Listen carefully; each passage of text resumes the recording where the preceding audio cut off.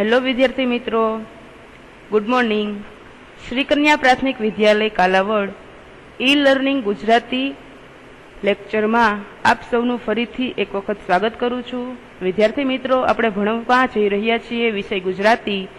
એમાંનો last પાઠ number 10 અઢિયાના, જેમના લેખક છે સ્વામી સચ્ચિદાનંદ. વિદ્યાર્થી મિત્રો, આ પાઠ તમને સરળતાથી સમજાઈ જાય એટલા માટે આપણે તેને 2 ભાગમાં વિભાજિત કરી નાખ્યો છે, જેથી તમે છે એ પાઠને સરળતાથી સમજી શકો. તો આપણે છે એ સૌ પ્રથમ પહેલા ભાગ 1 છે તે સમજવા તરફ જઈ રહ્યા છીએ. તો વિદ્યાર્થી મિત્રો, આપણે છે એ ભાગ 1 ની અંદર કવિ પરિચય, લેખક પરિચય, પાઠ પરિચય અને થોડો એવો પાઠ છે એ સમજીશું, જેથી તમને છે એ 2 ભાગમાં પાઠ છે એ વ્યવસ્થિત રીતે સમજાઈ જાય. તો આપણે છે એ પાઠની સમજવાની શરૂઆત કરીએ. પહેલા છે એ આપણે લેખક છે તેનો પરિચય મેળવીશું, કે તેને છે તેમનો જન્મ છે એ તેનું વતન છે એ ક્યાં થયું હતું, તેમનું મૃત્યુ છે તે કેવી રીતે થયું હતું જો આપ્યું હોય તો, અને બીજું કે તેને છે એ પોતાના જીવનની અંદર કરેલા કાર્યો કે જેનાથી આપણે છે એ આપણા જીવનમાં એના કંઈક વિચાર છે એ આપણા જીવનમાં ઉતારીએ અને તેનામાંથી પ્રેરણા લઈએ, કે જેને આપણે છે એ આપણી આત્મનિર્ભરતા માટેના, કે જે આપણને કંઈક છે એ કરવા તરફ પ્રેરે. તો આપણે છે તેના ઉચ્ચ જે વિચારો છે તેને આપણે આપણા જીવનમાં ઉતારીએ. એટલા માટે સૌથી પહેલા આપણે લેખક છે તેનો પરિચય મેળવીશું. તો જોઈએ, સ્વામી સચ્ચિદાનંદ, જેમનો જન્મ 1932ના રોજ સમી તાલુકાનું મુજપુર ગામ એ સ્વામી સચ્ચિદાનંદનું વતન છે. તમે જોઈ શકો છો.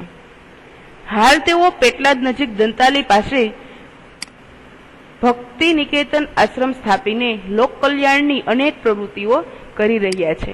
વિદ્યાર્થી મિત્રો, અહીંયા તમને હાલ આપેલું જ છે, એનો મતલબ કે તેમનું મૃત્યુ થયું નથી. અને તેઓનો વસવાટ ક્યાં કીધો છે તો કે પેટલાદ નજીક દંતાલી પાસે ભક્તિ નિકેતન આશ્રમ છે તે સ્થાપી અને પોતે લોક કલ્યાણની અનેકવિધ પ્રવૃત્તિ કરી રહ્યા છે. લોક કલ્યાણની એટલે કે લોકો માટે જે પણ કંઈ સેવા કરી શકે, સમાજ સેવા અથવા તો લોક માટેની જે સેવા, એ સેવા છે એ પોતે ભક્તિ નિકેતન આશ્રમ સ્થાપી અને અનેકવિધ છે એ લોક કલ્યાણની પ્રવૃત્તિ કરી રહ્યા છે.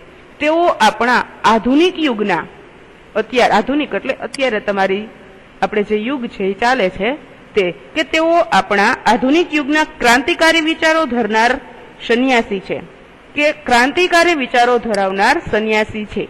મારા અનુભવો, વિદેશ યાત્રાના પ્રેરક પ્રસંગો, ધર્મ, ચાલો અભિગમ બદલીએ, છેલ્લી ટ્રેન વગેરે પુસ્તકોમાં સમાજ, રાષ્ટ્ર અને માનવ કલ્યાણના પુરુષ કરતા આ જીવન ચિંતકના સ્પષ્ટ અને નિડર વિચારો વેધકતાથી રજૂ થયા છે.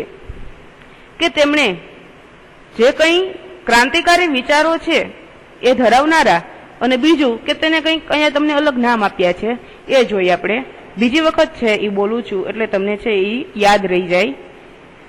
જેમાં છે મારા અનુભવો, વિદેશ યાત્રાના પ્રેરક પ્રસંગો, ધર્મ, ચાલો અભિગમ બદલીએ, છેલ્લી ટ્રેન વગેરે પુસ્તકોમાં સમાજ, રાષ્ટ્ર અને માનવ કલ્યાણના પુરુષ કરતા આ જીવન ચિંતકના સ્પષ્ટ અને નિડર વિચારો વેધકતાથી રજૂ થયા છે.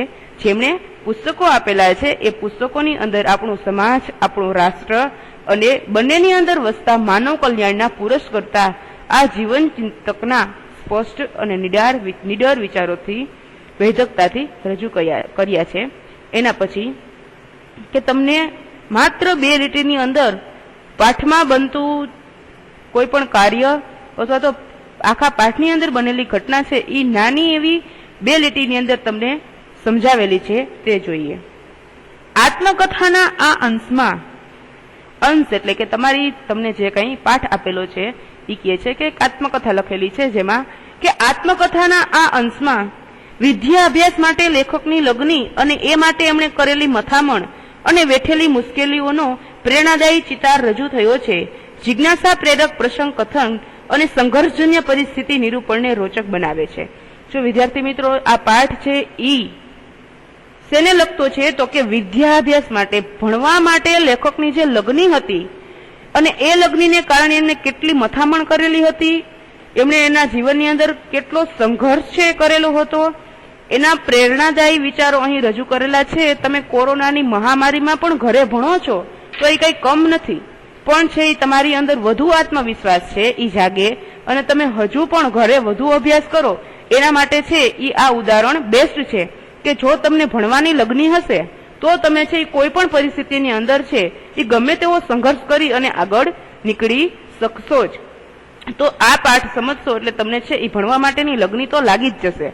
તો લેખક અહીં કહે છે કે આત્મકથાના આ અંશમાં વિદ્યાભ્યાસ માટે લેખકની લગ્ની અને એમને માટે કરેલી એમને મથામણ અને બીજું કે એમણે વેઠેલી મુશ્કેલીઓના પ્રેરણાદાયી ચિતાર રજૂ થયો છે. જિજ્ઞાસા પ્રેરક પ્રસંગ કથક અને સંઘર્ષજન્ય પરિસ્થિતિ નિરૂપણને રોચક બનાવે છે કે લેખકને જે ભણવા માટેની જે મુશ્કેલીઓ ઊભી થઈ છે, તમારે તો એક સારું છે કે તમને છે એ ભણવા માટેના ઘણા બધા સ્કોપ છે એ મળે છે, પણ આ પાઠ સમજશો તો તમને ખબર પડશે કે લેખકને છે એ કેવી મુશ્કેલીઓ છે એ ઊભી થઈ હતી અને કેવી મુશ્કેલીઓની અંદર પોતે છે એ ભણી અને આગળ છે એ વધ્યા છે. તો વિદ્યાર્થી મિત્રો, આપણે કોઈ લાંબી વાત નથી કરતા, બસ આપણે છે એની શરૂઆત કરીએ છીએ. જો તમને છે એ કન્યા પ્રાઇમરીના લેક્ચર ગમતા હોય તો તમારા જેવા વિદ્યાર્થીઓને શેર કરજો, જેથી તે પણ ઘરે રહી અને ભણી શકે. આપણે છે એ પાઠની શરૂઆત કરીએ કે બાલ્યકાળમાં મેં પાઠશાળામાં થોડા શ્લોકો તથા રુદ્રી વગેરેનું અધ્યયન કરેલું.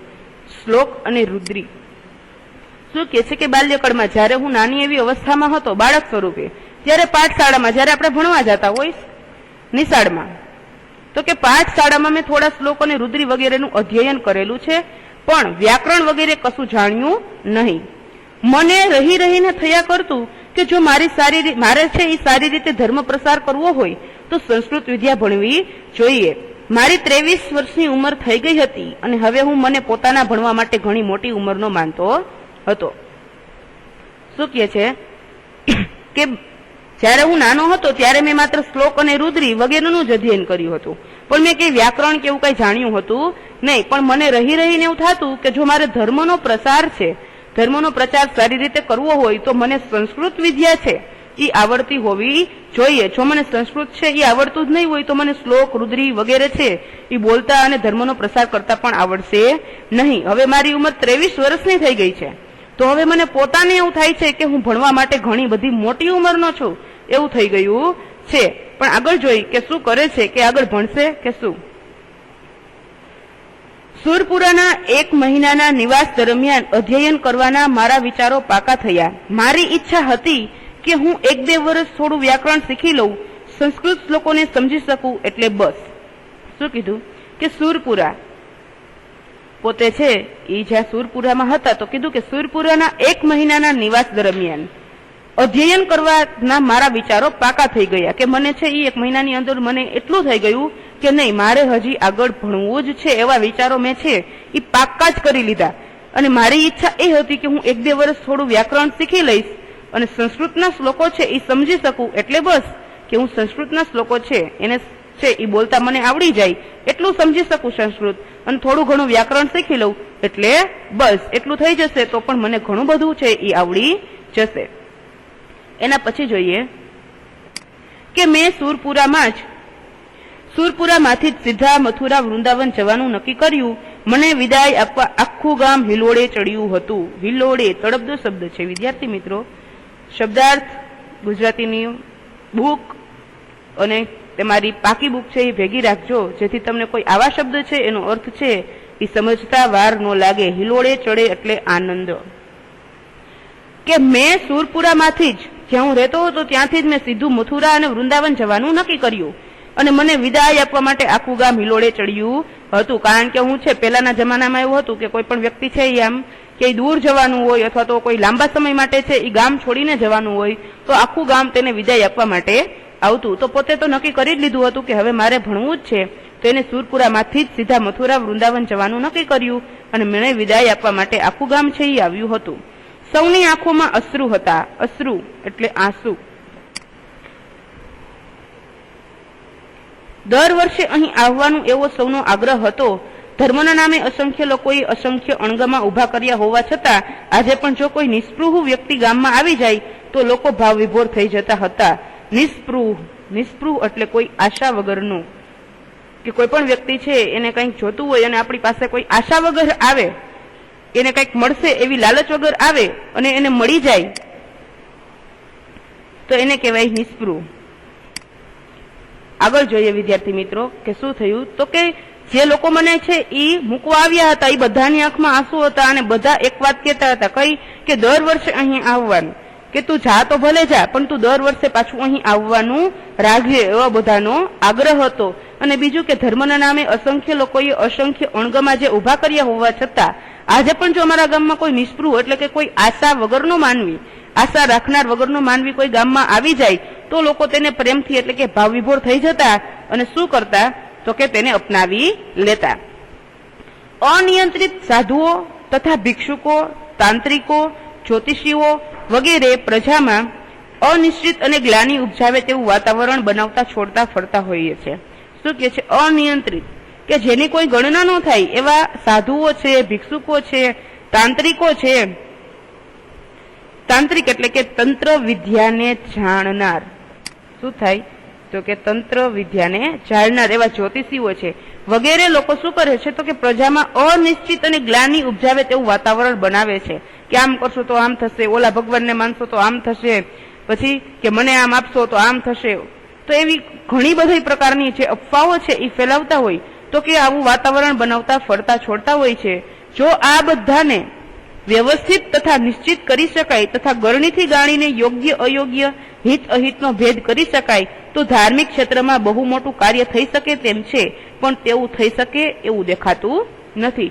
લેખક છે એ બોલતા વિચાર કરતા જાય છે અને હાયલા જાય છે અને શું કહે છે કે ગામની અંદરથી અસંખ્ય લોકો જેમાં કીધું છે એમાં એને ગણના કરી છે કે સાધુઓ છે, ભિક્ષુકો છે, તંત્રિકો છે, એ જ્યોતિષીઓ પ્રજામાં શું કરે છે તો કે ગ્લાનિ ઉપજાવે તેવું વાતાવરણ છે એ બનાવતા છોડતા હોઈએ છીએ અને બધાને વ્યવસ્થિત રીતે નિશ્ચિત કરી શકાય તથા બધાના આવા વિચારોને ગરણીથી ગાળી અને ખરાબ વિચારોને દૂર કરી શકાય, યોગ્ય અયોગ્યનો ભેદ સમજાવી શકાય, હિત અને અહિત કોને કહેવાય તેવો ભેદ જો આપણે કરી શકીએ તો ધાર્મિક ક્ષેત્રની અંદર બહુ મોટું કાર્ય છે એ સફળ થઈ ગયું હોય તેવું લાગે છે.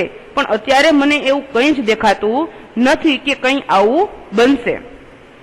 આગળ જોઈએ વિદ્યાર્થી મિત્રો કે તે છે એ ભણવા માટે ગયા છે તો આગળ છે તેને કેવી પરેશાની આવી શકે, કારણ કે અહીંથી નીકળ્યા છે હવે ક્યાં પહોંચશે, ક્યાં રહેશે, શું જમશે, એને માટે કોઈ એને ગુરુ મળશે કે નહીં. ઘણા બધા પ્રશ્ન છે એ તમને થાય છે, પણ જો તમે પાઠ સમજશો તો તમે એના બધા જ તમારા પ્રશ્નના જવાબ છે એ તમને મળી જશે.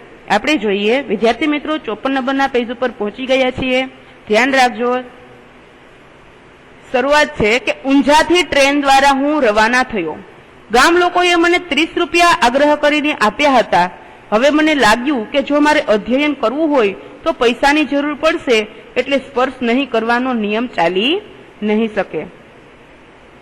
શું કહે છે કે વૃંદાવનથી નીકળ્યા પછી ઊંઝાથી પોતે ટ્રેન દ્વારા શું થયું કે રવાના થયા, એટલે કે ત્યાંથી નીકળી ગયા. ગામ લોકો છે એને શું કર્યું તો કે એને કીધું કે ગામ લોકો જયારે હું ગામમાંથી વિદાય લીધી ત્યારે ગામ લોકોએ મને 30 રૂપિયા આગ્રહ કરીને આપ્યા હતા.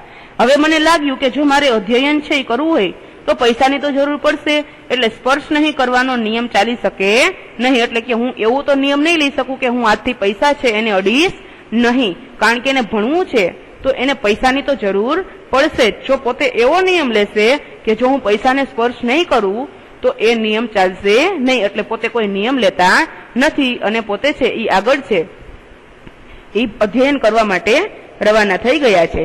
જોઈ આગળ. અજમેર રોકાઈને હું મથુરા આવ્યો. હું ઉતર્યો હતો તેની સામે જ જમુનાજીનો ભરપૂર પ્રવાહ. હું બેઠો બેઠો ઘણીવાર આગંતુક શ્રદ્ધાળુઓને જોતો. તેઓ જમુનાજીને ખૂબ જ પૂજ્ય માનતા. પૂજ્ય માનવા છતાં સ્વચ્છતા જરાય ના રાખતા. શું કીધું છે કે પોતે ઊંઝાથી નીકળી ગયા અને અજમેર આવ્યું તો અજમેર પોતે રોકાઈ, એટલે એ પોતે કહે છે કે અજમેર છે એ હું રોકાઈ અને હું મથુરા આવ્યો. હું ઉતર્યો તો તેની સામે જ મારું જે સ્ટેશન હતું ત્યાં હું ઉતરી ગયો તો બિલકુલ જ્યાં હું ઉતર્યો તેની સામે જ જમુનાજીનો ભરપૂર પ્રવાહ છે એ વહેતો હતો. હું બેઠો બેઠો ઘણી વખત વિચાર કરતો હતો કે જે આગંતુક શ્રદ્ધાળુઓ છે એ ત્યાં શું કરે છે કે તે જમુનાજીને ખૂબ જ પૂજ્ય માને છે. તો એ જોઈને જેને પૂજ્ય માનતા હોય તો તે સ્વચ્છતા પણ રાખવી જોઈએ. તો કહે છે કે પૂજ્ય માનવા છતાં સ્વચ્છતા જરાય રાખતા ન હતા. ગંદકીનો કોઈ પાર નહીં. લોકો બોલતા જમના મૈયા કી કૃપા સે, જમુના મૈયા કી કૃપા સે. પણ મારા મનમાં પ્રશ્ન થતા કે આ જલપ્રવાહ પણ કૃપા કરતો હશે? પ્રકૃતિ પૂજનમાં અટવાયેલા માણસોને નથી તો એક બ્રહ્મનિષ્ઠા થતી કે નથી પ્રાકૃતિક સૌંદર્યની પ્રતીતિ થતી. બસ કર આચમન, માર ડૂબકી, કર ઘોંઘાટ અને ધક્કામુક્કી કરીને નીકળ બહાર. ચારે તરફ ગંદકી જ ગંદકી, થઈ ગઈ ધાર્મિકતા, કરી લીધું કલ્યાણ. જો અહીંયા એને સ્પષ્ટ પોતાના વિચારો છે એ આપણી સમૂહ રજૂ કર્યા છે અને શું કીધું છે આપણને પણ છે એ આ લાગુ પડે છે. કારણ કે આપણે પણ કોઈ પણ નદી પ્રવાહને છોડતા નથી. આપણે પણ આપણી આજુબાજુ ગંદકી છે એ રાખીએ છીએ. એટલા માટે એ છે એને વિચારો જે રજૂ કર્યા છે એમાં આપણને પણ શીખવા મળે છે. શું કહે છે કે ગંદકીનો તો કોઈ પાર નથી. અને બીજું કે બધા લોકો એવું બોલે છે કે જમના મૈયા કી કૃપા છે, જમના મૈયા કી કૃપા છે. તો મારા મનમાં પ્રશ્ન થાય છે કે જે આ જલ પ્રવાહ, પાણીનો પ્રવાહ છે એ પણ આપણા ઉપર કઈ કૃપા કરતો હશે? એવો પ્રશ્નાર્થ ચિહ્ન કીધો છે. તમને પ્રશ્ન પૂછ્યો છે તો તમારા મનમાં પણ પ્રશ્ન થતો હશે કે આ જળ પ્રવાહ છે એ પણ આપણા ઉપર કઈ કૃપા કરતો હશે? બીજું કે પ્રકૃતિ પૂજનમાં અટવાયેલા માણસોને નથી તો એક બ્રહ્મનિષ્ઠા થતી કે નથી તો એને પ્રાકૃતિક સૌંદર્યની પ્રતીતિ થતી કે જે આ અટવાયેલો માણસ છે એને એક બ્રહ્મનિષ્ઠા પણ નથી થતી. અને બીજું કે પ્રકૃતિ કેટલી સુંદર છે, એનું કેટલું સૌંદર્ય ખીલું છે એની પ્રતીતિ એટલે કે એની સમજ પણ એને થતી નથી. બસ શું કરે છે તો કે એક જ કે બસ કર આચમન, માર ડૂબકી, કર ઘોંઘાટ, ધક્કામુક્કી કરી અને નીકળી જાય બહાર. અને બીજું કે ચારે તરફ જે ગંદકી જ ગંદકી છે તો આમાં શું થઈ ગઈ ધાર્મિકતા અને કરી લીધું કલ્યાણ. આમાં કોઈને કંઈ જ ફાયદો નથી. કારણ કે આપણે શું કરીએ છીએ કે પ્રકૃતિને છે એ નુકસાન પહોંચાડીએ છીએ, તેને જ આપણે ગંદકીથી ભરી દઈએ છીએ. એટલા માટે છે એને આવા છે એ શબ્દનો ઉપયોગ કરી અને છે એ મૂક્યા છે કે થઈ ગઈ ધાર્મિકતા અને કરી લીધું કલ્યાણ. એના પછી જોઈએ કે થોડાક દિવસ મથુરા રહીને હું વૃંદાવન પહોંચ્યો. નાની ગાડીમાંથી જ મને એક મોટો આશ્રમ દેખાયો, પણ નામ પણ ઘણા મોટા અક્ષરોએ લખાયું હતું. સ્રોત મુનિ આશ્રમ. મેં નક્કી કર્યું કે સ્ટેશને ગાડી ઊભી રહેશે પછી જ આ આશ્રમમાં રહેવા ભણવા માટે જઈશ. નિર્ણય પ્રમાણે રેલવે સ્ટેશનથી આવ્યો તથા મારી વાત જણાવી કે મારે સંસ્કૃત ભણવું છે. મને રહેવાની તથા ભણવાની સગવડ અહીં મળી રહેશે. आश्रम व्यवस्थापक स्वामी जी मैंने कहूँ कि हमारे पंडित जी आपको पढ़ने देंगे लेकिन रहने की जगह नहीं है। मैं पूछूं कि तो बीजी कोई जगह हो तो बताओ। तेमणे मने दूर आवेला परमहंस आश्रमनु नाम आप्યું અને ત્યાં જવા સૂચન કર્યું। સાથોસાથ લઘુ કૌમુદી લઈને આવતી કાલે ભણવા આવી જવા પણ સૂચવ્યું।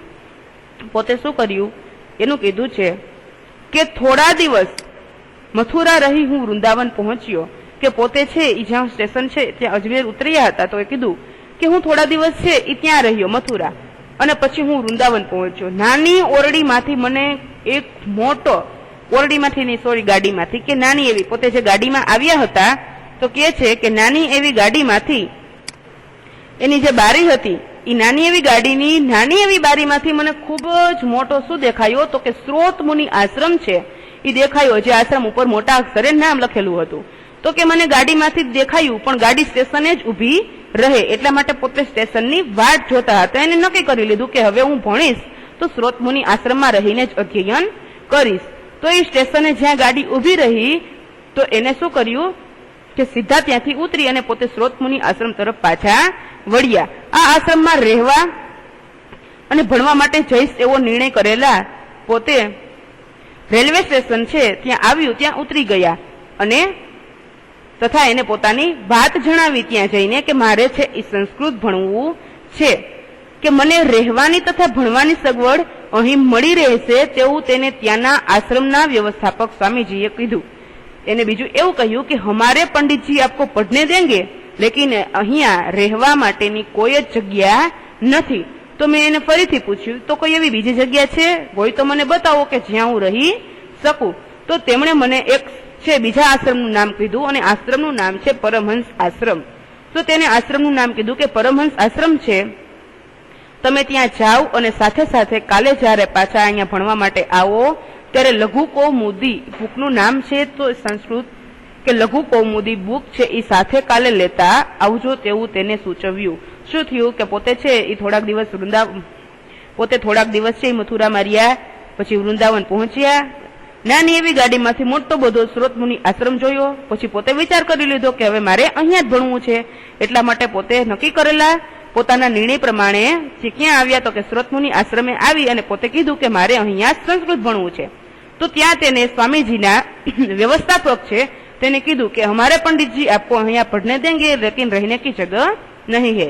તો એને કીધું કે મેં એને પૂછ્યું કે કોઈ બીજી જગ્યા હોય તો મને બતાવો. તો તેમણે મને કીધું કે અહીંયાથી દૂર પરમહંસ આશ્રમ છે, તમે ત્યાં વયા જાઓ, તમને ત્યાં રહેવા માટેની છે એ સુવિધા મળી જશે. અને મને બીજું એ પણ સૂચન કર્યું કે કાલે જ્યારે પાછા આવો ત્યારે તમે લઘુ કૌમુદી છે એ લઈને આવજો ભણવા માટે. તો વિદ્યાર્થી મિત્રો આપણે છે અહીંયા સુધી રાખીએ છીએ.